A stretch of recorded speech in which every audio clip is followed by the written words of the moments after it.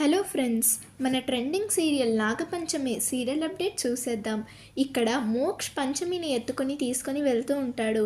Shocking news ఏంటంటే మన పంచమి pregnant. వాళ్ళిద్దరూ చాలా సంతోషించి కౌగలించుకుంటూ ఉంటారు. హాస్పిటల్లో నాగిని వచ్చి నీ కడుపులో పెరుగుతుంది ఇంకెవరో కాదమ్మా, నీ కన్నతల్లి విశాలాక్షే అని చెప్తుంది. పంచమి వాళ్ళమ్మ నాగిని కలలోకి వచ్చి నేను నా కూతురి కడుపులోనే నాగినిగా పుడతాను అని చెప్తుందంట.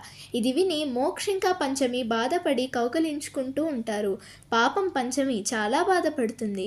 ఇంకో విషయం, పంచమి గర్భం తీయించుకోవాలి అని అనుకుంటుంది. ఎందుకంటే తన భర్తకి ప్రమాదమని. కానీ అదేమీ లేదు అని నాగిని వచ్చి చెప్తుంది. పంచమి గుడికి వచ్చి నా ఒక్క ప్రాణానికి 3 ప్రాణాలను ముడిపెడతావా తల్లి అని పడిపోతుంది. ఇక రాబోయే కష్టాలను మన పంచమి ఎలా ఎదుర్కొంటుందో వచ్చే అప్డేట్స్లో చూసేద్దాం.